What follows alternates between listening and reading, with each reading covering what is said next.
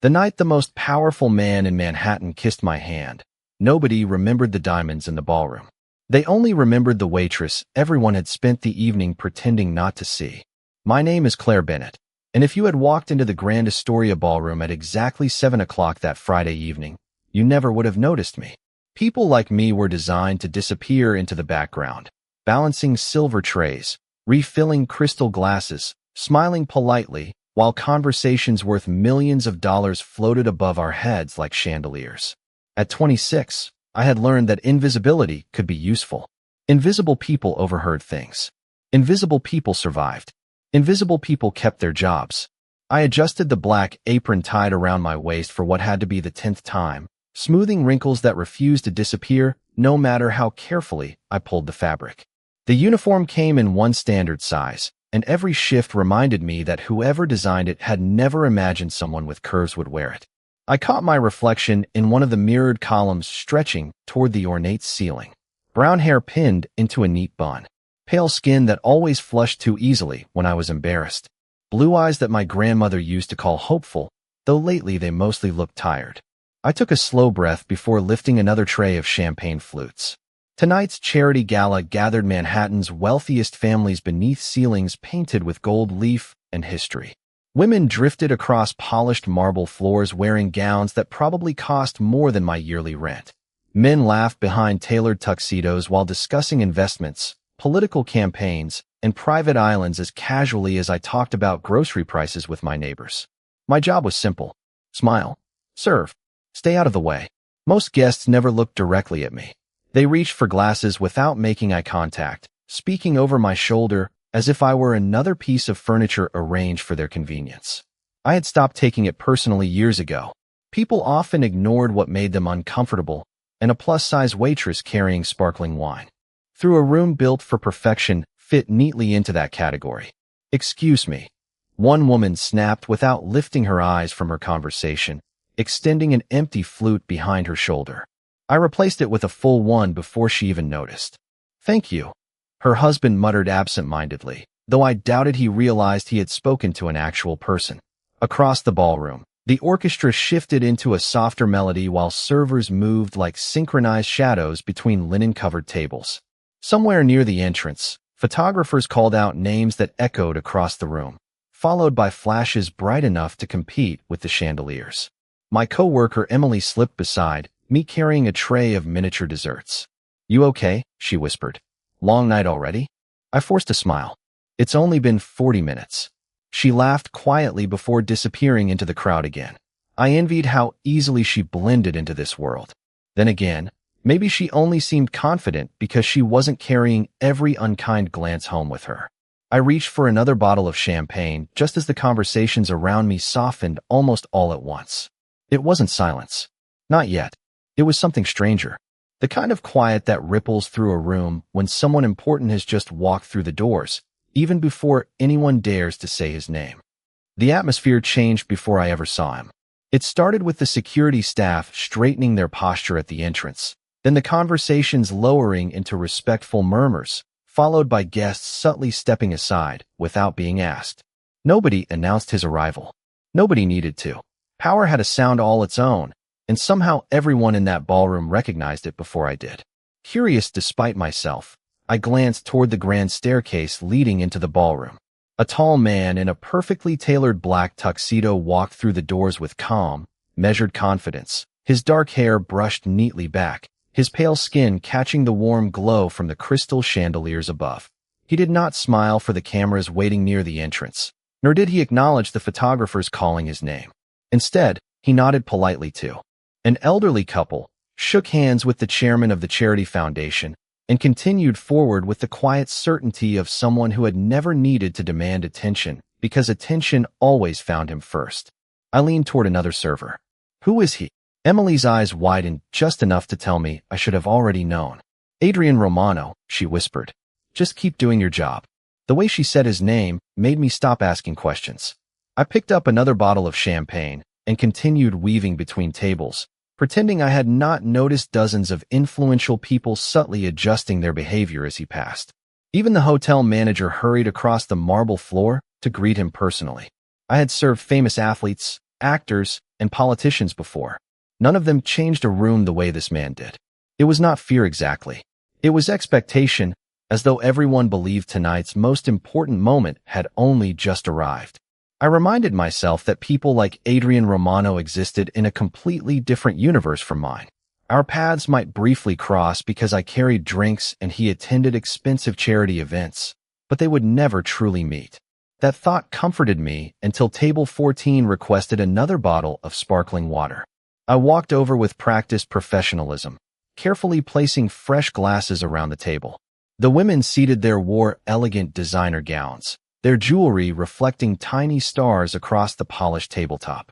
One of them looked me up and down with an expression that felt colder than the ice floating inside her glass. "Could you move a little faster?" she asked with a smile that never reached her eyes. "Some of us are trying to enjoy the evening." "Of course, ma'am," I answered softly. As I reached across to refill her glass, another woman laughed quietly. "These hotels really need stricter hiring standards." The others exchanged knowing smiles before returning to their conversation as though I had already disappeared again. My cheeks warmed, but I kept my hand steady. My grandmother used to tell me that dignity was something nobody could take unless I handed it away myself. I repeated those words, silently, while collecting the empty glasses. Still, I could feel their laughter following me across the ballroom. I focused on my breathing, counting each careful step over the marble floor until the sting inside my chest settled into something manageable. Then, without warning, someone lightly touched my elbow. I turned, expecting another request from a guest, but instead found the hotel manager standing beside me, his face unusually tense. "Claire," he said quietly, glancing toward the center of the ballroom. "There is someone asking for you." My heart skipped. I followed his gaze across the crowded room and realized Adrian Romano was looking directly at me. For a moment, I honestly believed the manager had mistaken me for someone else. I glanced over both shoulders, searching for another waitress, another Claire, anyone who made more sense than I did. There was nobody. Adrian Romano remained exactly where he stood near the center of the ballroom, one hand resting lightly around a crystal glass of sparkling water, his attention fixed on me with calm patience rather than impatience. "Go," the manager whispered, smoothing the front of his suit jacket. "Do not keep him waiting." My feet suddenly felt twice as heavy as they had a moment earlier. Every lesson I had learned during 4 years in hospitality echoed through my mind. Be respectful. Be invisible. Never become part of the event. Yet with every step I took across the polished marble floor, I felt hundreds of curious eyes following me. The orchestra continued playing softly, but conversations had become noticeably quieter. I stopped a respectful distance away and folded my hands in front of my apron. "Good evening, sir. How may I help you?" His expression remained unreadable for a second before the corners of his mouth lifted into the faintest smile. "You have been working without sitting down for nearly 3 hours, he said in a calm voice. "Has anyone offered you a glass of water?" The question caught me completely off guard. I blinked, unsure whether I had heard correctly. Of all the things I expected from the man everyone treated like royalty, concern for a waitress had not even crossed my mind. "I am fine, thank you," I answered quietly. "I appreciate you asking." He studied my face as though measuring the honesty behind my words. His pale blue eyes were remarkably steady, neither intimidating nor overly familiar. They simply observed, noticing details most people ignored. "You handled yourself with remarkable grace," he said. I frowned slightly. "I am sorry." At table 14, my heart tightened. He had seen it. Not just the guests. The comments. The smiles. The humiliation I had tried so carefully to hide behind professional courtesy. Heat rushed into my cheeks again. "It is part of the job," I replied. "Sometimes people have difficult evenings." "Sometimes," he agreed. "Other times, kind people become convenient targets." I did not know how to answer that. Before I could gather my thoughts, an elegantly dressed woman approached from behind him, her diamond necklace catching the light with every step. "Adrian," she said warmly. "Everyone is waiting for the welcoming toast." He acknowledged her with a polite nod, but did not immediately leave. Instead, he looked back at me. "May I ask your name?" "Claire Bennett, sir." "Claire." He repeated it naturally, as though committing it to memory instead of simply hearing it. "Thank you for helping make this evening possible." Nobody had ever thanked me quite like that before. Guests occasionally offered polite appreciation out of habit, but this felt different. Genuine. Intentional. Before I could respond, the woman beside him glanced at my uniform, then at me, clearly confused by the conversation. "We really should go," she reminded him gently. Adrian inclined his head. "Of course." He turned to leave, taking only a few steps before pausing again. For reasons I still cannot explain, he looked back over his shoulder as though something had not yet been finished. Across the ballroom, the same women from table 14 watched with open disbelief, whispering behind carefully rehearsed smiles. I lowered my eyes, hoping the moment would quietly disappear. Instead, Adrian changed direction entirely and began walking back toward me while the entire ballroom slowly fell silent once again. My pulse echoed louder then.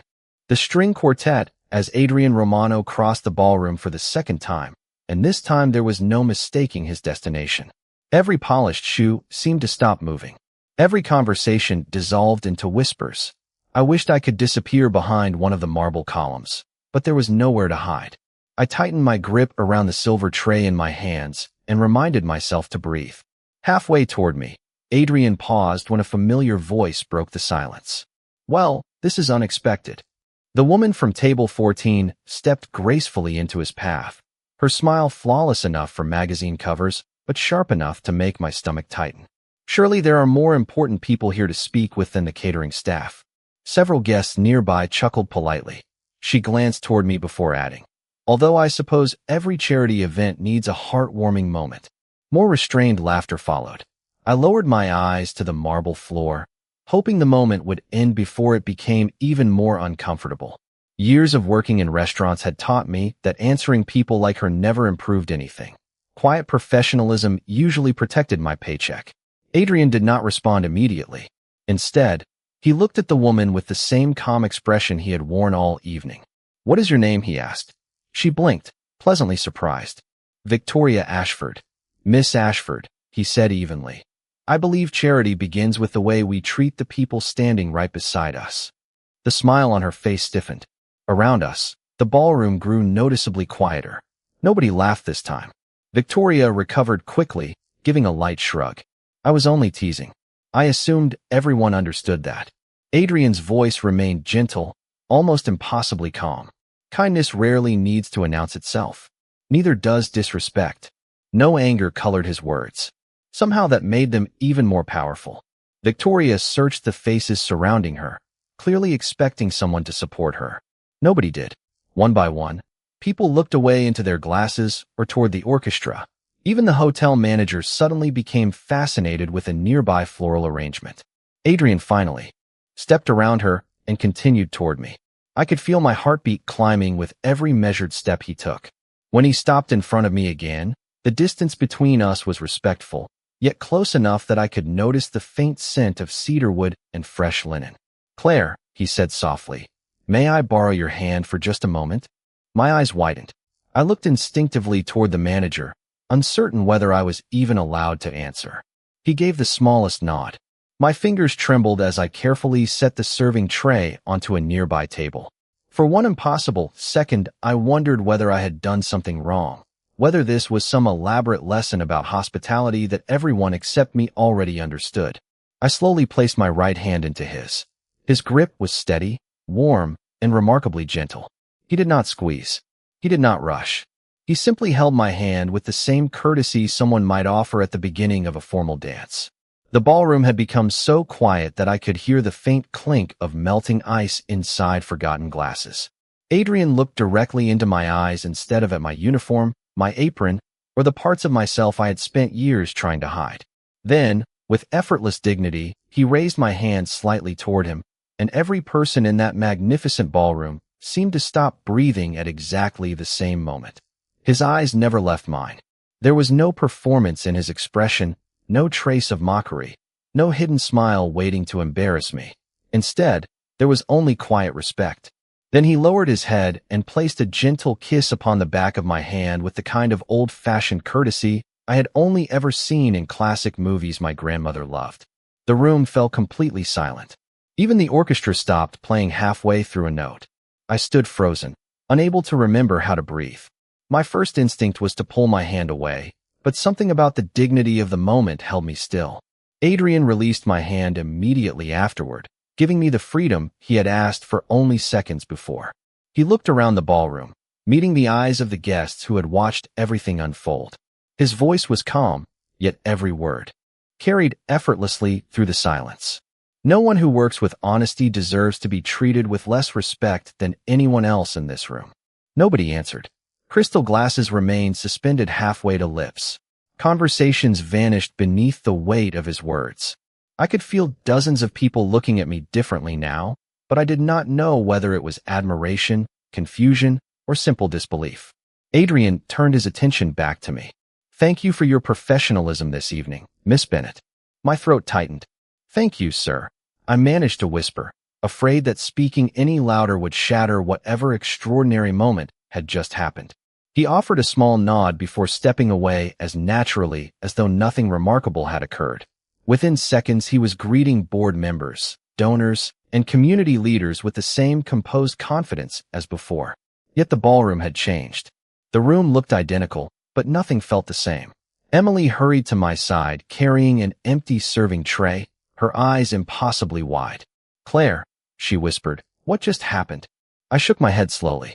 "I honestly do not know." She stared after Adrian before looking back at me. "Do you know him?" "No." "Have you ever met him before tonight?" "Never." She opened her mouth to ask another question, then closed it again because neither of us had any explanation that made sense. Around us, guests began speaking once more, but now their voices carried curiosity instead of casual indifference. I caught fragments of conversations as I resumed collecting empty glasses. "Did you see that?" "Why her?" "Who is she?" "Does anyone know her family?" I wanted to tell them they already knew everything important about me. I rented a small apartment in Queens.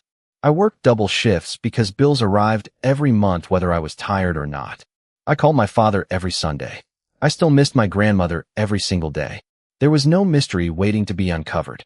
I was simply Claire Bennett, the waitress they had overlooked until someone they admired chose not to. As I reached the refreshment station, the hotel manager approached again, this time wearing an expression I had never seen on his face before. It was not irritation. It was not authority. It was respect. "Claire," he said carefully, "the chairman of the foundation would like to thank you personally before the evening ends." Before I could answer, I noticed Victoria Ashford standing across the ballroom. She was watching me without the confident smile she had worn earlier. For the first time that night, she looked uncertain. I realized then that Adrian had not changed who I was. He had changed what everyone else believed they were allowed to see. The gala finally came to an end just after 11 o'clock, but the strange feeling followed me long after the last guest stepped into a waiting limousine. I changed out of my uniform in the employee locker room with the same routine I had repeated hundreds of times before, folding my black apron carefully into my backpack and pulling on my worn blue sweater. Everything looked ordinary again, yet nothing inside me felt familiar. Emily leaned against the locker beside mine, still trying to make sense of the evening. "Claire, people were asking about you all night," she said. "The event coordinator, 2 reporters, even one of the board members." I laughed softly, hoping humor would make the whole thing sound less unbelievable. "Tomorrow they will forget all about me." She tilted her head. "I do not think they will." Outside, a cool autumn breeze carried the scent of rain across Midtown Manhattan. I wrapped my sweater tighter around myself and started the familiar walk toward the subway station. The city looked exactly as it always did after a charity gala. Luxury cars disappeared into the night, while hotel staff swept the front entrance and folded away velvet ropes. By morning, another event would replace this one, and I expected life to continue exactly as it had before. I was wrong. When I arrived at the restaurant for my afternoon shift the next day, conversations stopped almost the instant I stepped through the employee entrance. Several coworkers smiled awkwardly before pretending to return to work.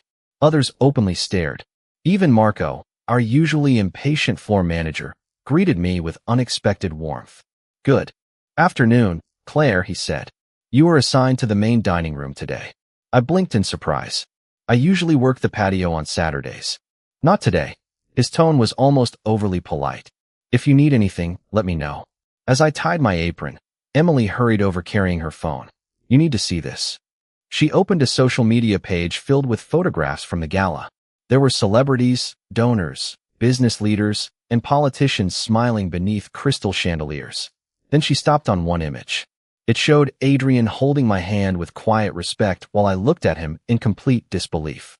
The comments beneath the photograph multiplied faster than I could read them. Some people praised the gesture. Others wondered who I was. A few invented stories about secret families, hidden fortunes, or childhood friendships that had never existed. I shook my head. None of them know me. Emily smiled gently. Maybe that is exactly what they are realizing. Throughout lunch service, unfamiliar customers recognized me from the photograph. Some greeted me kindly. Others simply looked curious. Nobody laughed. Nobody whispered cruel comments when they thought I could not hear. For the first time since I had started working in hospitality, people looked directly into my eyes before speaking. It was a small change, but it felt enormous. Late that afternoon, just as I finished delivering coffee to a corner table, Marco approached carrying a cream-colored envelope with my name written neatly across the front in elegant handwriting. "This was hand-delivered about 10 minutes ago," he said quietly. "The messenger insisted it reach you personally." My heartbeat quickened as I accepted the envelope. There was no company logo, no return address, only thick stationery that felt expensive beneath my fingertips. I waited until my break before opening it in the empty employee lounge. Inside rested a single handwritten card. The message contained only one sentence. Kindness should never have to wait for permission. There was no signature, yet somehow I already knew exactly who had written it. I read the card at least 10 times before folding it carefully back into the envelope. The handwriting was elegant but unpretentious, each letter deliberate, as though the writer believed every word should carry its full weight. Kindness should never have to wait for permission. That single sentence stayed with me through the rest of my shift. It echoed in my thoughts while I balanced plates, poured coffee, and smiled at strangers whose names I would never know. By closing time, I had almost convinced myself that the card was simply a thoughtful gesture from someone who valued good manners. Then the following Tuesday changed everything again. Our restaurant was unusually quiet for lunch. Rain tapped softly against the front windows while only a handful of customers occupied the dining room. I was wiping down a table near the entrance when the hostess hurried toward me. "Claire," she whispered, "someone specifically requested your section." "Mine?" I asked. "Are you sure?" She nodded toward the corner booth by the windows. My breath caught the moment I recognized him. Adrian Romano sat alone, dressed not in a tuxedo this time, but in a charcoal gray suit with the jacket resting neatly across the back of his chair. Without the ballroom, the orchestra, and the crowd surrounding him, he somehow appeared more approachable, although the quiet confidence that filled every room remained unchanged. I walked over carrying a menu, reminding myself that he was simply another customer. "Good afternoon, sir. Welcome back." He looked up with the same calm expression I remembered. "Good afternoon, Claire." The fact that he remembered my name made me pause for half a second. "May I bring you something to drink?" "Coffee, please." "Black." "Right away." I returned a few minutes later with a steaming mug, placing it gently before him. "Thank you," he said before taking a small sip. Most guests immediately returned to their phones or conversations. Adrian did neither. Instead, he looked out the rain-covered window for a moment before speaking. "Did the card reach you?" There was no reason to pretend otherwise. "It did." "Good. May I ask why you sent it?"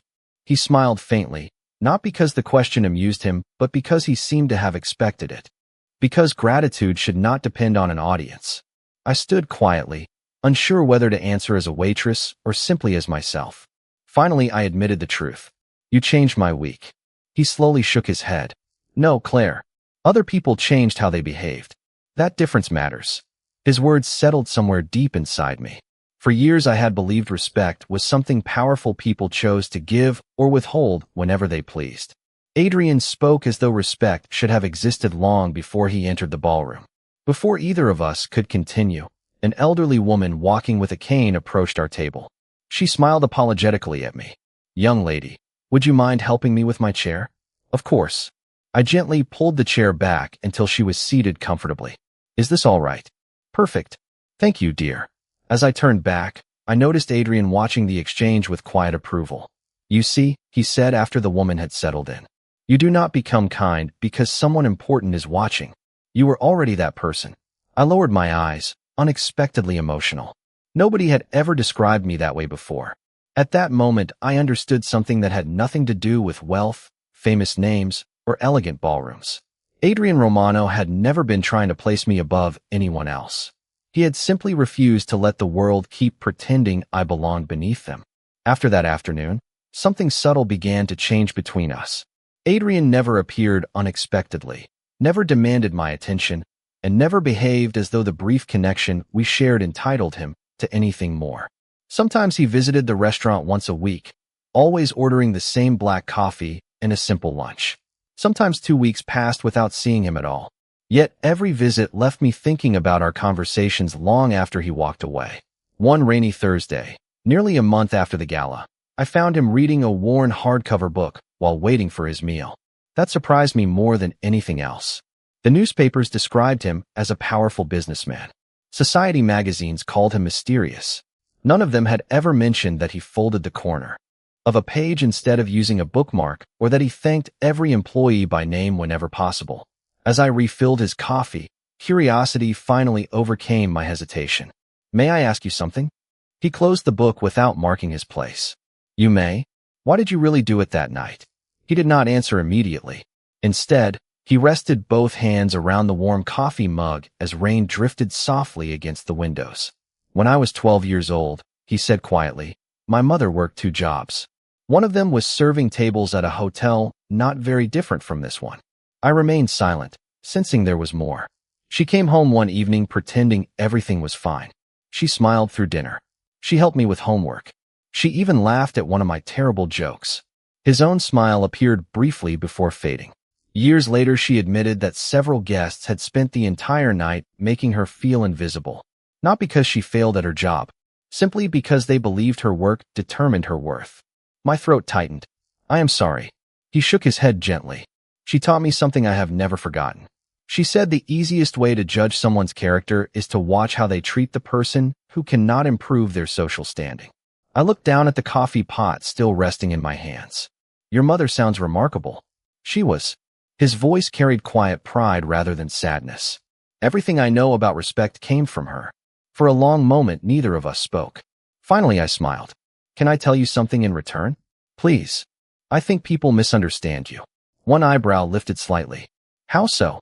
"They assume respect follows power." I hesitated before continuing. "But after talking with you, I think power follows respect." Adrian looked at me for several seconds without saying a word. Then he laughed softly, the sound warm enough to surprise both of us. "Nobody has ever said that to me before.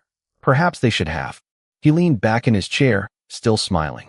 "Claire, do you realize you have spent the last month teaching me something my advisors never could?" I blinked. "What could I possibly teach you?"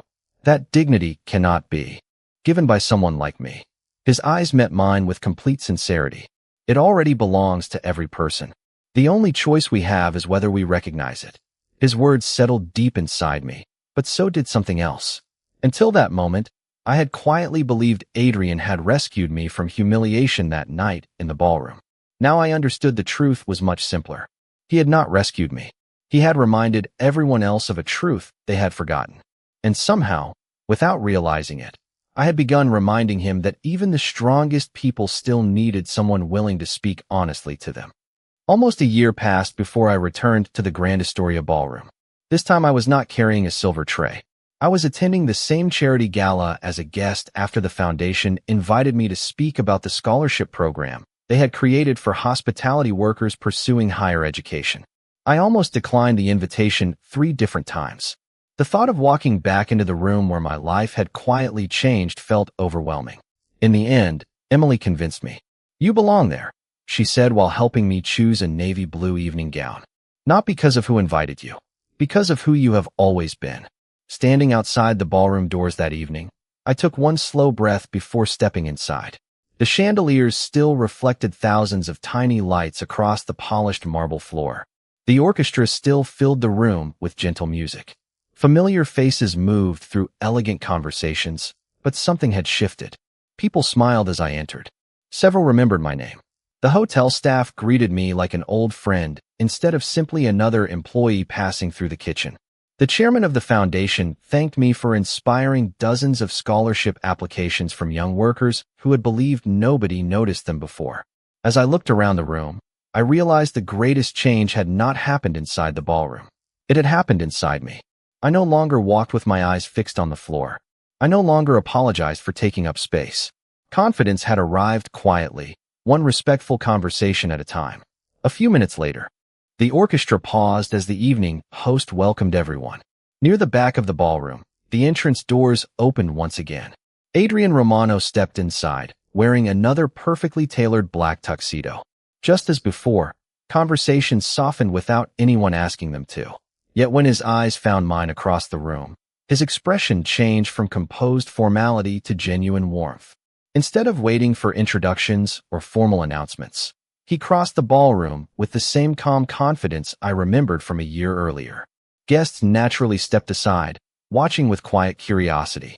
Adrian stopped in front of me and smiled. "Good evening, Claire." "Good evening, Adrian." It was the first time I had ever spoken his first name aloud. Somehow it felt completely natural. He offered a slight bow, elegant without being theatrical. "May I have this dance?" I smiled before placing my hand gently in his. I would be honored. As we stepped onto the dance floor, the orchestra began a slow waltz. There were no dramatic speeches, no cameras flashing, no extraordinary display meant to impress anyone. We simply danced while the ballroom watched in respectful silence. Halfway through the song, I looked up at him and quietly asked, "Do you ever regret that evening?" He answered without hesitation, "Not for a single moment." I laughed softly. "Neither do I." The music continued while crystal chandeliers shimmered above us. But I realized something beautiful. The most unforgettable moment between us had never been the applause, the whispers, or the attention of strangers. It had been a simple choice to treat another human being with dignity when nobody expected it. Sometimes people believe the world changes through grand gestures, extraordinary wealth, or powerful titles. My life taught me something different. A single act of sincere respect can travel farther than any fortune. Because when one person chooses to see another with kindness, they quietly give everyone else permission to do the same.